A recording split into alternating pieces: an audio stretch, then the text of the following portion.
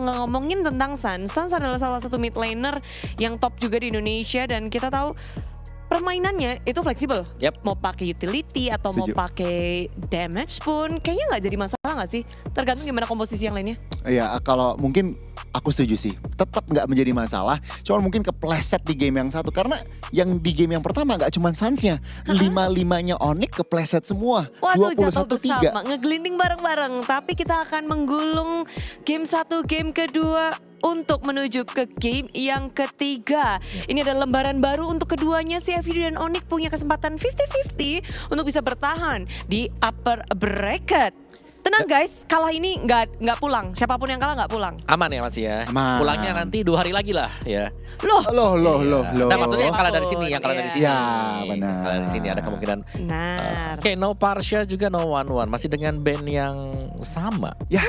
Ya. Nah sekarang Kiminya dilepasin, lalu tadi first pick mereka Kalea tadi ya. Kalea. Nah ini first pick bisa Yushin kalau mau.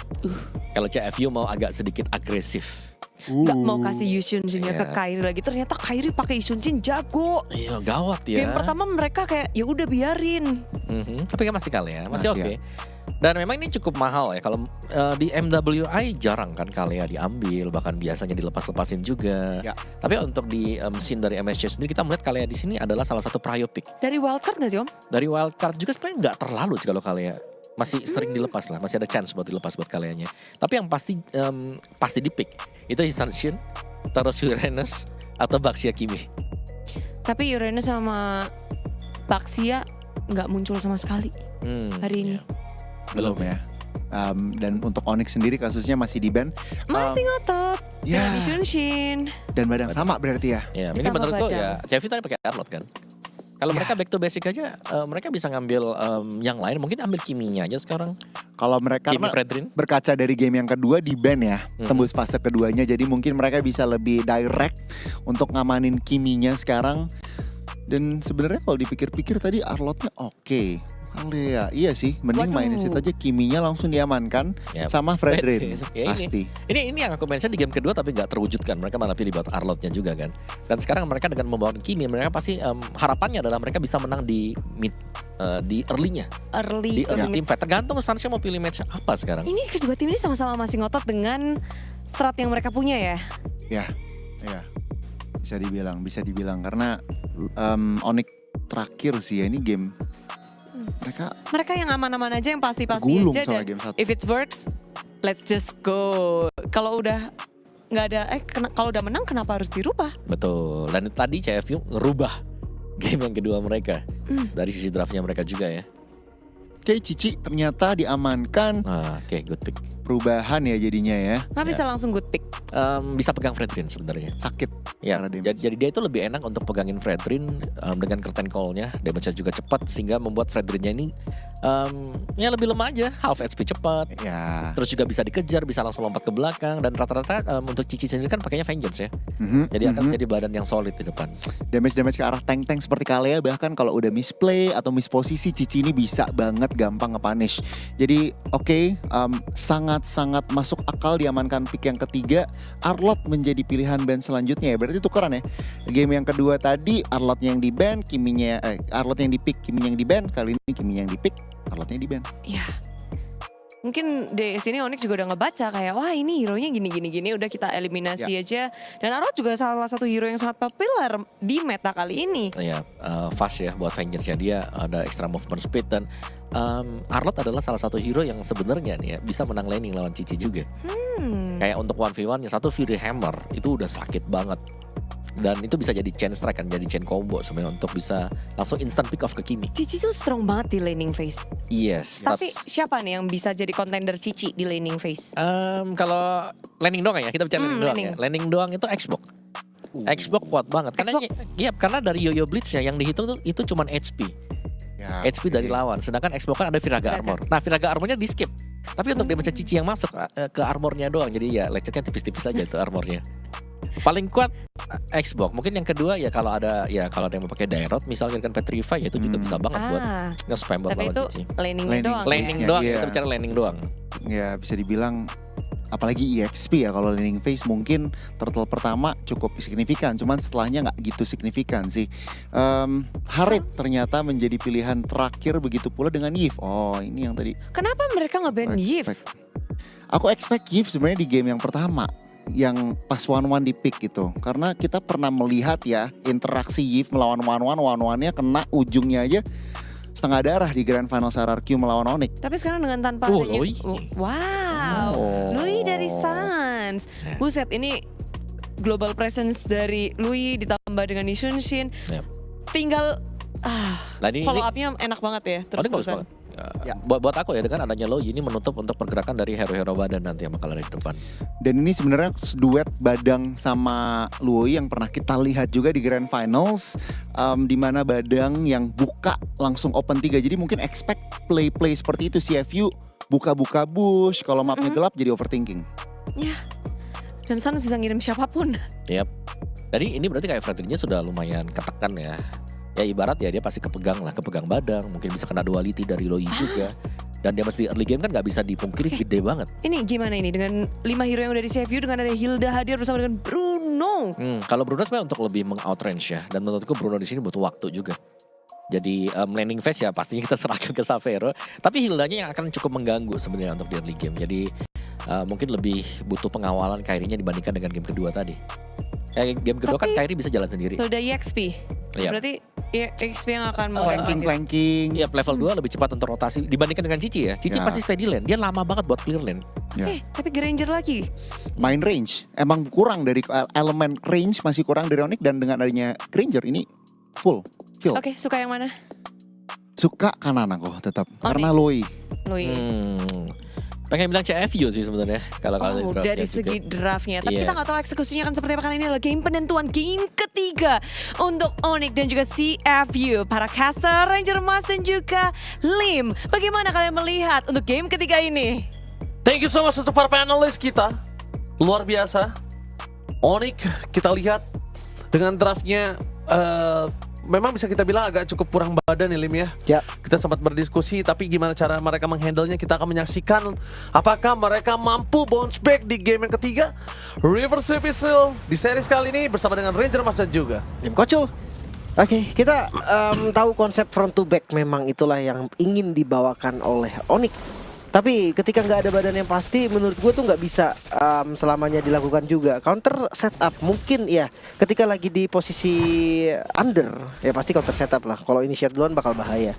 Tapi bagaimana kalau ketika memang lagi di posisi yang menguntungkan gitu kan? Jangan sampai mereka jadi nggak bisa open, dan hati-hati Kimi dari OP.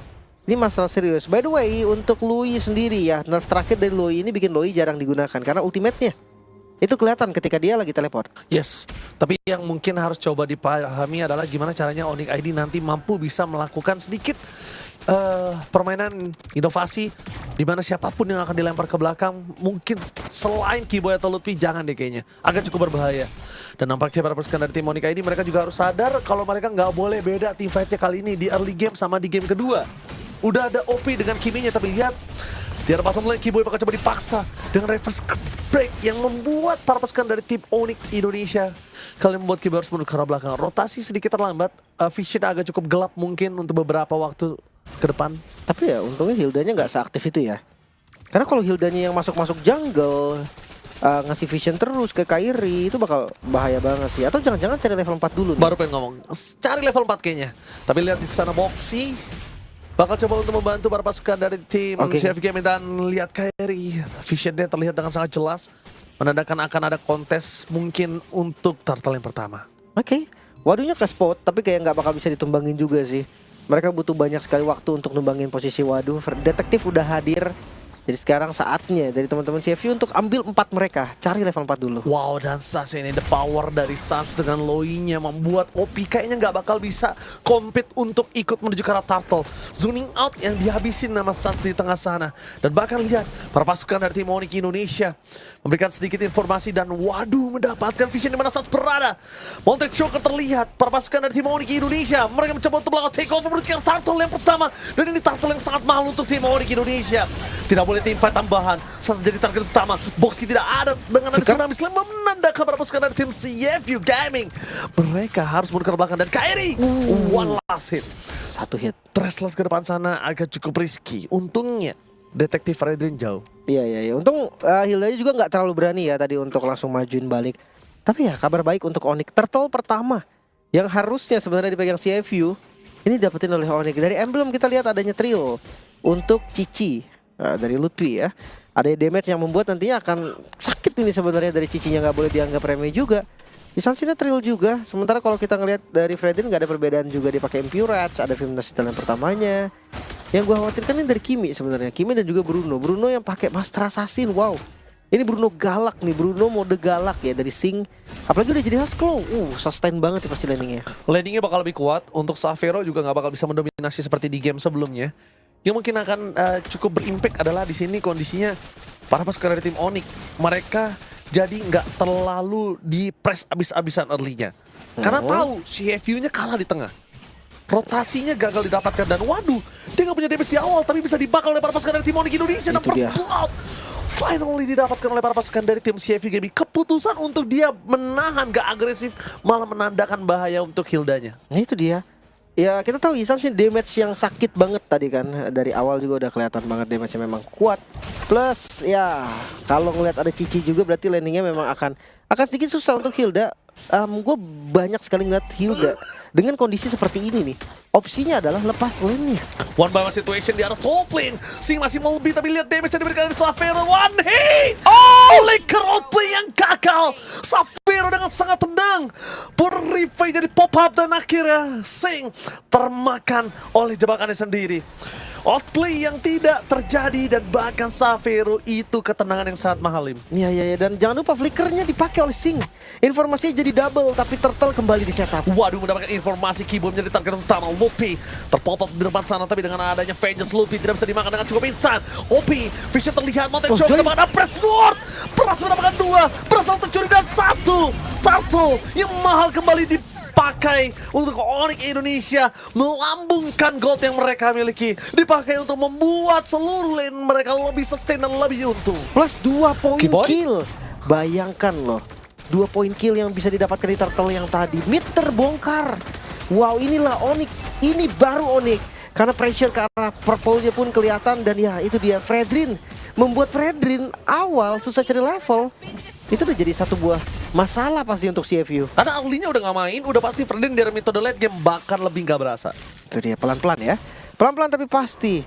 Mungkin di game pertama pemanasan untuk Onyx. Di game kedua udah mulai recover walaupun memang masih berat. Tapi game ketiga mereka sudah menunjukkan kalau memang gameplay agresif lah yang dimiliki sama Onyx. Cuma satu Ji, jangan lupa ya, ini nggak ada badan pasti loh. Iya. Semakin lama impactnya akan semakin berasa. Apalagi kalau Singnya punya damage.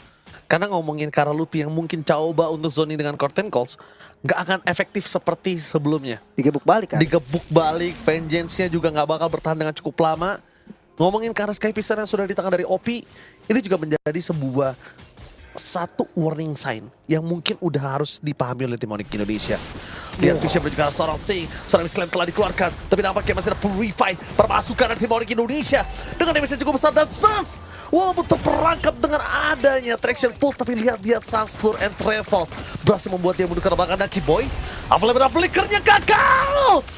Dengan adanya first break dan first click yang gagal membuat para pasukan dari tim Onyx Indonesia mereka gagal mendapatkan poin kill dari Sing, tapi lihat di depan sana Xavero.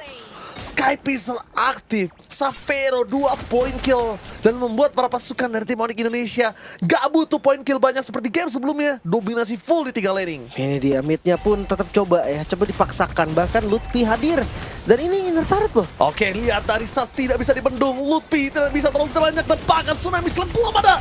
Lutfi ter-take down, Sky Pistolnya aktif Lim untuk OP.